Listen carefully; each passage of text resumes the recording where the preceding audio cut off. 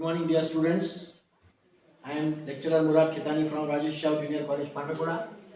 And as in the last lecture, we learned about the introductory part of Astrologers Day, and in the icebreaker activity, we have learned about the strengths, your qualities, why do you feel so, and the dream career you can pursue thereby. Then we learned about the different types of shops in the market and different types of things that are being sold in the market and you can buy, such as fruits, flowers, grocery, shoes and chappals, herbal medicines and so on.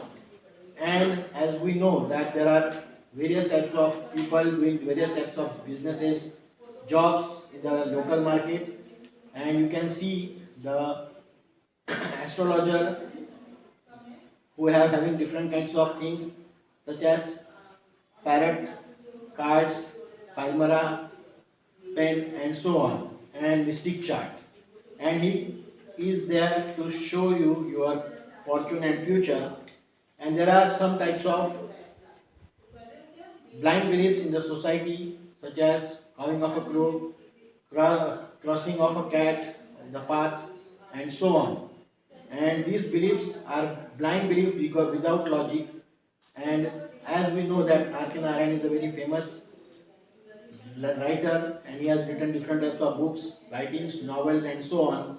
And in this chapter, An Astrologer's Day, he has described us about an astrologer who is working in a market and he comes in the marketplace punctually at the midday with his professional equipment such as cowrie shells, a spare piece of cloth and a mystic chart which he only can read and that is related to some supernatural powers and not easily understood by normal people.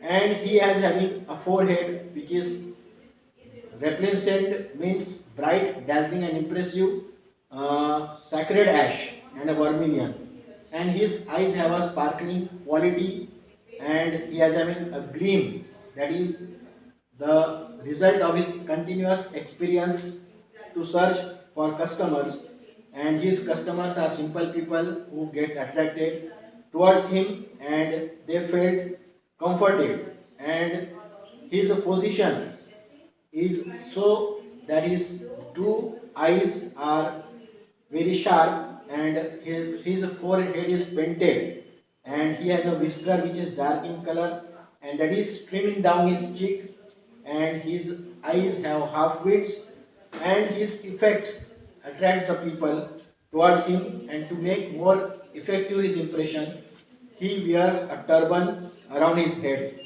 and this colorful scheme of his view never fail to attract the people, and people attract towards him as the bees are attracted to cosmos or the Helios stalks. And he sat under the big tamarind tree which is flanked by a path running through the town hall park, and it is a very remarkable place because lots of crowd travels from here and there to and fro, and this narrow road is very busy from morning till night, and variety of businesses and occupations are done here, and there are medicine sellers, there are sellers of stones, hardwares and junk, magician, and above all an auctioneer of a cheap cloth who creates a dim all day to attract the whole town. And beside the astrologer, there is a person who, in a very loud and noisy voice, sells his groundnut. He is a groundnut vendor, fried groundnut seller, and he gives his groundnuts different types of name daily. Some day he call it Bombay ice cream, some day Delhi almond, and on another day Raja's delicacy, and so on so forth. And people get attracted and they purchase that groundnut, and the astrologer is very busy there because his business is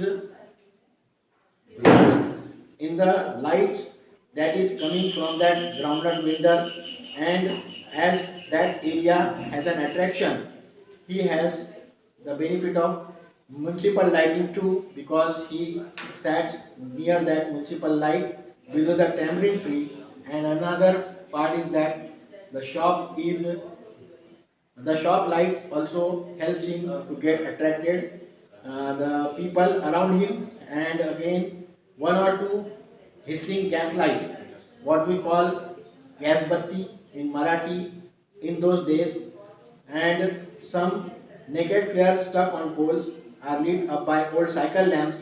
And astrologer managed without his own light in his place of business, and it was a crisscross rays of lights coming and moving shadow, and this helps the astrologer very well to do his business.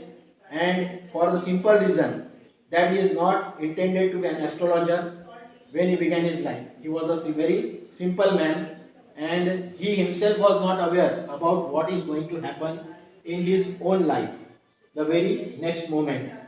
And he was as much stranger to the star as as his innocent customers who appears to him, and yet he says such things which pleased his customers, and he got a very good amount of money for that.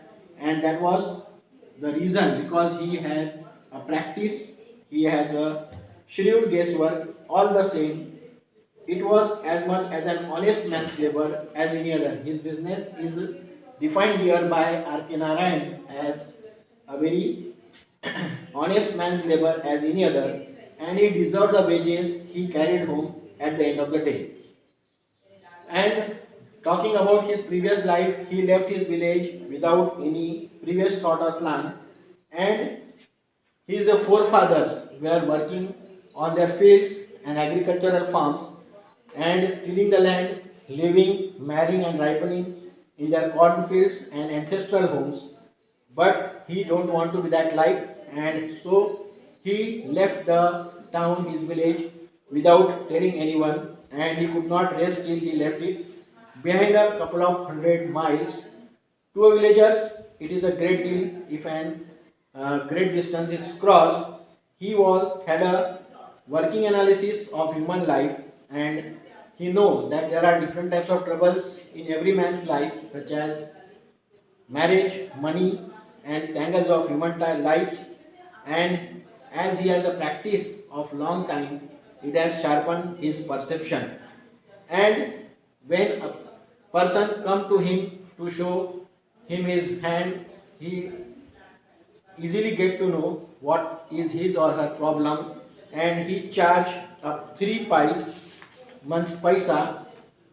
3 pies means a paisa question, and before he get 3 paisa, he never opened his mouth till another has spoken for 10 minutes, and this provides him enough stuff of answers and advices.